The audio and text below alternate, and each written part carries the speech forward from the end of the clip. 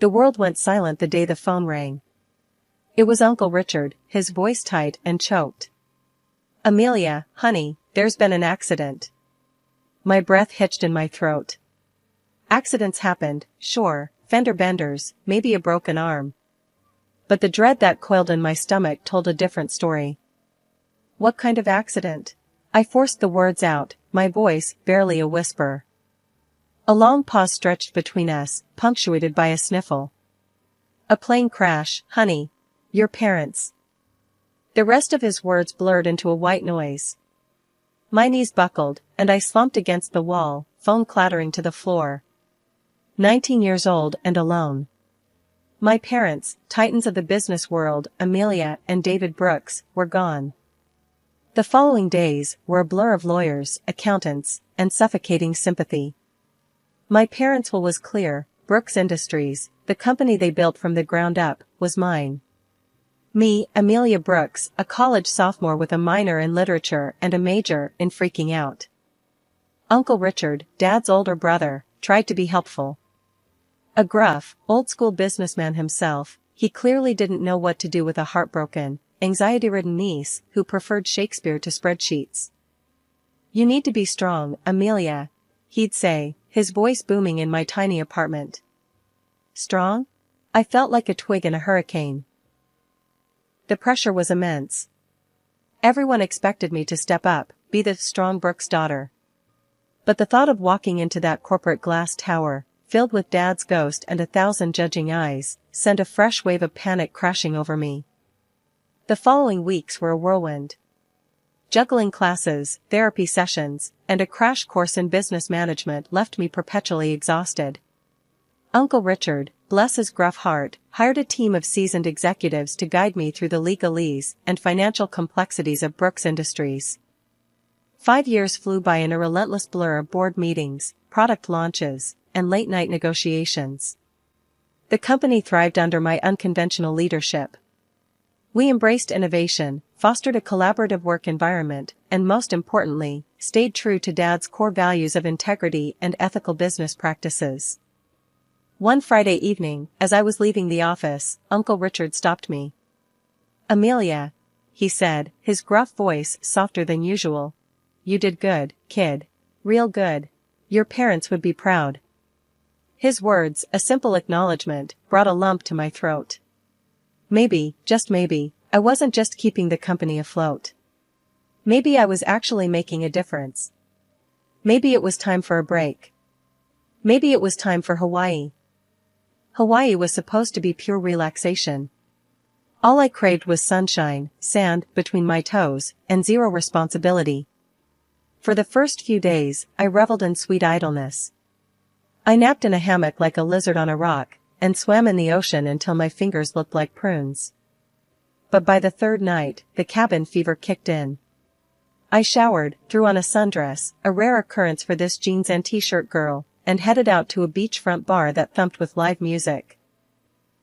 I snagged a lonely stool at the end of the counter and ordered a drink that looked straight out of a cartoon, bright blue, with a tiny pineapple stuck precariously on the rim. "New to these parts?" A voice with a laugh that could melt glaciers came from beside me. I glanced over to see a guy, maybe a few years older than me, with sun-bleached hair and eyes that sparkled like the ocean. "Something like that," I admitted, feeling my cheeks warm. "First time trying a blue Hawaiian?" He raised an eyebrow, amusement dancing in his eyes. "First time trying anything remotely fruity," I confessed, feeling like a bit of a grandma. "I'm more of a coffee-fueled workaholic kind of girl." We talked for hours, about everything and nothing. He was Ethan, a photographer on a freelance gig. He was funny, easy on the eyes, and surprisingly interested in my workaholic tendencies.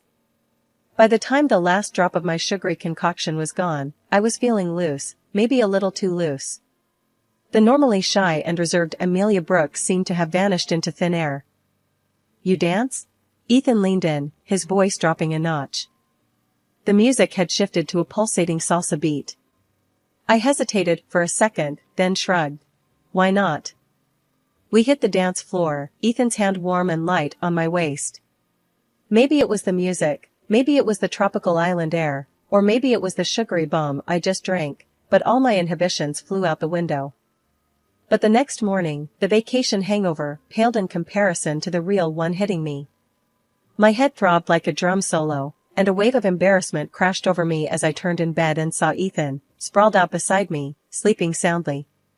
Apparently, my inner dancing queen had also decided on a post-cocktail bed partner. The following moments were a blur of mumbled apologies, Ethan chuckling good-naturedly as he recounted the night's events.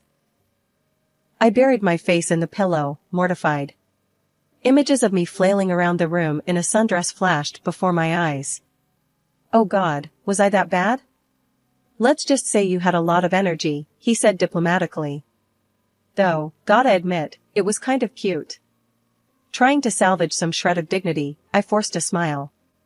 Thanks for walking me home, and everything. We talked for a while longer, a strange mix of awkwardness and a newfound connection. But as the sun started peeking through the curtains, casting a golden glow across the room, Ethan said it was time for him to return to the mainland. I handed him a piece of paper with my number scribbled on it. Maybe, I said, the word hanging in the air. He took the paper, a slow smile spreading across his face. Maybe, he echoed. A part of me hoped Ethan would call, but with each passing hour, that hope dwindled. 3 months had flown by in a whirlwind of board meetings, product launches, and late-night negotiations. Brooks Industries was soaring, our stock price at an all-time high. Apparently, that accomplishment translated to powerful businesswoman on the evening news. There I was, plastered on the screen, hairstyled, a rare occurrence, suit impeccably tailored, the anchor droning on about my leadership genius. The next morning, my phone buzzed with an unfamiliar number. Hello? I answered cautiously. Amelia Brooks? A voice crackled through the line, a hint of amusement in its tone. Yes, this is she. Wow, didn't recognize you from the news. The voice chuckled. It's Ethan. Ethan? My heart skipped a beat. That couldn't be right. After our drunken Hawaiian encounter, I figured he'd filed me under forgettable vacation fling. Hey, I said, trying to sound nonchalant. Fancy hearing from you. Fancy seeing you too, he replied. Listen, I'm in town for a couple of days, and I was wondering if you'd be free for dinner? We made a reservation at a fancy restaurant downtown, a place I'd only ever seen in magazines. When I arrived, my stomach did a nervous flip-flop. Ethan was waiting at the bar, looking like he'd stepped out of a men's fashion catalog, perfectly coiffed hair, crisp white shirt, the kind of designer suit that probably cost more than my entire wardrobe. Next to him, in my jeans and trusty work blouse, I felt like a sparrow in a room full of peacocks. A wave of self-consciousness washed over me. Had I misread the whole thing? He spotted me and a wide grin lit up his face. He stood up, his smile turning apologetic. Hey, sorry, he said, gesturing to my attire. Didn't mean to scare you off with the fancy digs. Work thing, you know? I forced a smile. No worries, I said, trying to sound confident. Work dress code for me is more comfort over couture. The rest of the evening was a blur of conversation, peppered with nervous laughter on my end. Ethan was charming, funny, and surprisingly interested in my work. So, he said, leaning closer as we finished our dessert, I know this might sound crazy, but I really enjoyed our time together, both in Hawaii and tonight. I was wondering, would you like to, maybe go out again sometime? Properly this time, without the tequila-induced dance party? A wave of happiness washed over me. Maybe, just maybe, this wasn't a dream.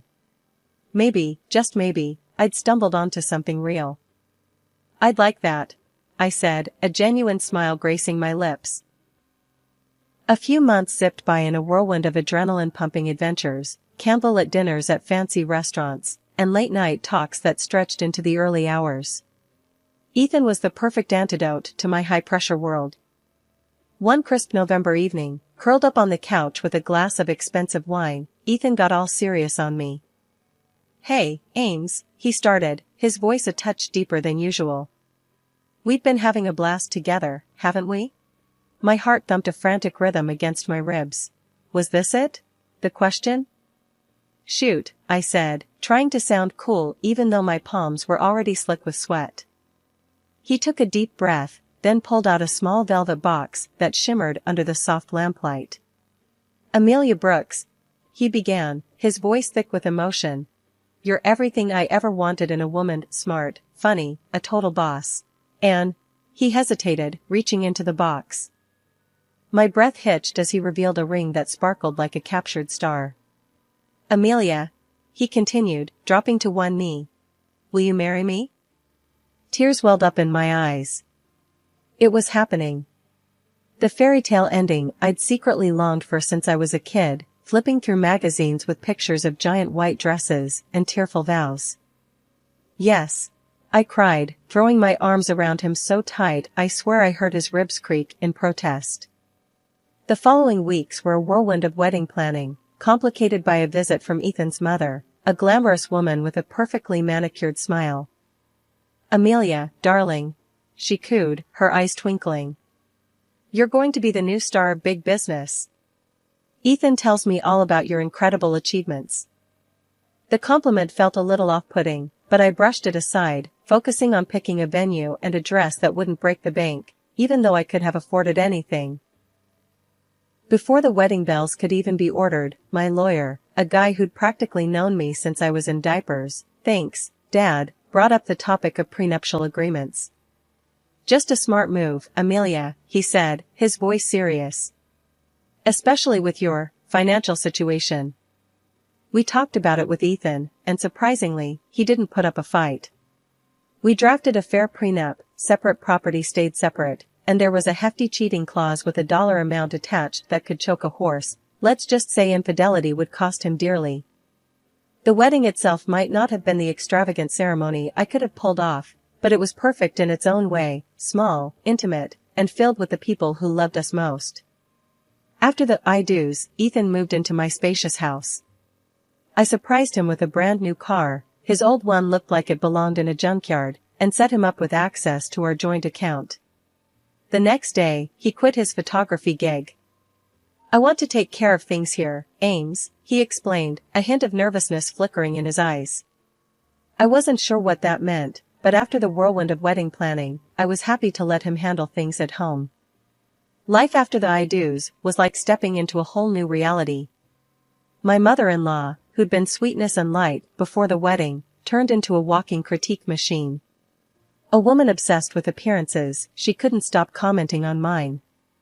Honey, those pants make your hips look wide, she'd say, her perfectly manicured nails hovering over my outfit. Or, darling, a little Botox would really brighten up those eyes. It felt like she wanted to redecorate me. The final straw came when she dragged me to a plastic surgeon's office. Stepping into that sterile, judgmental space made my skin crawl.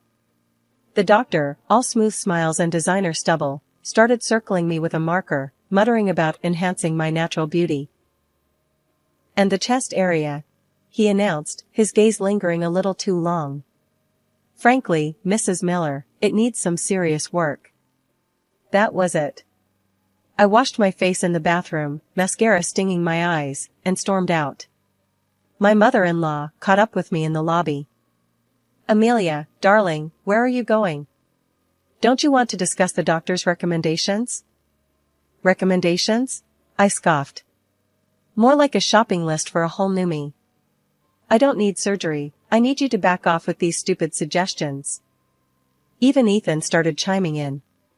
He'd drop hints about updating my wardrobe or seeing a stylist. Ugh, give me a break. Honey, he began one evening. Maybe it's time for a new look. You know, for your image. And maybe, I countered, it's time for you to get a job. He looked like a deflated balloon. But I don't want to work for someone else anymore, Ames. I want to be the boss. His words caught me off guard. The boss of what? An empire, he declared dramatically. My own company. I raised an eyebrow. Right. And what kind of empire exactly? He shrugged. Something creative. Like, design? Interior design maybe. The idea wasn't bad. Ethan did have a good eye for style, always rearranging furniture and picking out cool throw pillows. Alright, I said, a slow smile spreading across my face. Let's do it. I hired the best consultants, helped him with the business plan, and even fronted him the initial investment. It was a risk, but I believed in him, maybe a little too much. The interior design firm took off faster than we expected. Ethan, surprisingly, turned out to be a natural at managing projects and charming clients. But his newfound success seemed to change him. He started coming home later, smelling of expensive cologne and sporting designer clothes. The cracks in our perfect picture were starting to show. But I was too busy building his dream to notice them. 3 years. Ethan's design firm had rocketed, fueled by his newfound business savvy and a carefully cultivated image. Today, we were in a bustling international business exhibition, the air thick with ambition and the clinking of deals. Ethan's latest project, a sleek, minimalist furniture line aimed at the luxury market, took center stage. I stood by his side, a silent supporter in his carefully crafted narrative. My contributions, the sleepless nights spent brainstorming concepts, and the meticulous planning that went into launching the firm, had faded into the background. A voice sliced through the cacophony. Amelia. No way. Turning, I saw a familiar face, Mark, a classmate from high school, who'd always been a bit in awe of me. Now, his grin was confident, his suit tailored to perfection. Mark. Wow, small world, I said, surprised. What are you doing here? He puffed out his chest, adjusting his designer suit. Big things, Ames. My firm's presenting our latest line too, sustainable furniture made from recycled materials. Pretty cool, huh? We chatted for a while, catching up on lost years. He seemed genuinely impressed with Ethan's project. This stuff is slick, Amelia, he said, running his hand over a sleek armchair. You have a real eye for design. Actually, Mark, a voice cut in, Ethan appearing beside me. The credit goes to me. She's just here for moral support, buddy. This is my baby, all mine. My stomach churned. This wasn't the first time Ethan had downplayed my contributions, but the blatant lie stung like a fresh wound. Oh, Mark stammered, looking slightly embarrassed. Well, congrats then, Ethan. It's really impressive stuff. The conversation fizzled out, leaving a hollow ache in my chest. Before I could say another word, my immaculately dressed mother-in-law materialized beside us. Her smile, usually reserved for award shows and charity galas, held a hint of something else entirely. Ethan, darling, she cooed, showering him with praise. I always knew you had this in you. Such a natural talent. Then, her gaze shifted to me, her smile turning tight. Leaning in, she spoke in a low voice dripping with venom. And Amelia, she purred, a successful businessman like him deserves a wife who reflects his achievements. Someone more beautiful, more stylish, wouldn't you say? The air hung heavy with her words. My grip tightened on my purse, the polished leather digging into my palm. With a curt nod, I excused myself and moved deeper into the exhibition hall. Talking to enthusiastic visitors about Ethan's project felt like a betrayal, yet the sting of my mother-in-law's words fueled a growing ember of rebellion within me. The adrenaline rush from the exhibition wore off the second we stepped into the opulent hotel lobby. Mark was there again, another unexpected meeting. A wide grin stretched across his face when our eyes met. Amelia, he boomed, extending a hand. Catch you at the exhibition, didn't think I'd see you so soon. Up for a coffee and some reminiscing? I'd love to, I said, then glanced at Ethan, bracing myself for a fight. To my surprise, he just shrugged, his expression unreadable. Sure, Ames. Go ahead. I'm beat. I'll head up to the room. Surprised, I exchanged a hesitant look with Mark. You okay with this? Won't my super successful husband get jealous of his ex-classmate stealing his wife away? I teased, trying to gauge his reaction. He chuckled, a hollow sound that didn't reach his eyes. Nah, go have fun. We'll chat later. With a lingering unease, I followed Mark out of the lobby. We found a quiet corner table in a nearby cafe and spent the next hour catching up. The conversation flowed easily, leaving me oddly relaxed. Back at the hotel, the luxurious suite door swung open before I could even reach for my keycard. Ethan's voice, dripping with venom, filled the room. "Honestly, Mom," he ranted, unaware of my presence, "I can't take it anymore. Living with her, it's unbearable. Haven't touched her in months." My blood ran cold. My own husband, the man who'd vowed to love and cherish me, was talking about me like I was some kind of disease. "I know, darling." Cooed a voice, his mother's, laced with false sympathy. "But you have to be patient. The plan is working." "A plan? What plan?" My mind reeled, piecing together fragments of their conversation. "That stupid interview almost ruined everything," Ethan continued, pacing the room. "That's the girl from Hawaii, isn't it? The one with all that dough? Why did I ever tell you?" The pieces clicked into place. The interview I'd done promoting sustainable design, they must have seen it and realized I wasn't some struggling artist, but someone with money. Greed, not love, was the foundation of our marriage. They'd used Ethan to snag a wealthy wife. Their voices dropped to a conspiratorial whisper. My breath caught in my throat. They were talking about divorce. But not a clean break, a messy, scandalous one. They planned to frame me for infidelity, giving them leverage for a huge payout. Suddenly, Ethan's earlier behavior made sense. Leaving me alone with Mark at the lobby, hoping to manufacture some kind of incriminating evidence. The realization filled me with a cold fury. Taking a deep, cleansing breath, I stepped into the room, my voice cutting through their hushed conversation. "Ready to file those divorce papers, Ethan?" I asked, my voice calmer than I felt. They both spun around, faces etched with shock. Ethan opened his mouth to speak, but I cut him off. "Save it," I said, my gaze unwavering. "You're free, Ethan. Absolutely free." The taxi ride to the airport was a blur of adrenaline and newfound resolve. My phone buzzed in my purse, it was Ethan. Ignoring the call, I used the banking app to freeze our joint account. Let him explain that little maneuver to his mommy dearest. Back in my own house, the silence was deafening. The phone rang again. This time, I answered with a cool indifference. "Amelia, what the hell did you do?" Ethan sputtered on the other end. "My cards are all blocked, and how am I supposed to pay for this damn presidential suite?" "Consider it an early termination fee," I said, my voice devoid of emotion. "From now on, you're free of me and my money. Figure it out yourself." The next morning, I marched into my lawyer's office, the same one who'd practically shoved the prenup at me all those years ago. Armed with a stack of documents and a newfound fierceness, we started the divorce proceedings. While the legalese unfolded, I wasn't wasting any time. Ethan's designer clothes, fancy toiletries, and the ridiculous collection of sports memorabilia, all neatly boxed and shipped to his mother's place. A new set of locks adorned my front door, a symbol of the boundaries I was finally setting. The real power move, however, was yet to come. The design firm Ethan ran was actually mine.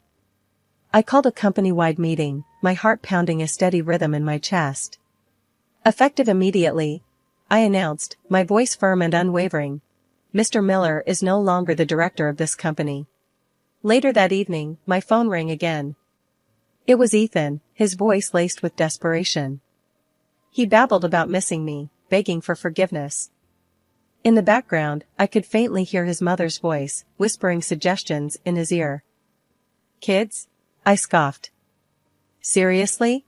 You think that'll buy you back into my life? Find another rich fool to play your games with, Ethan.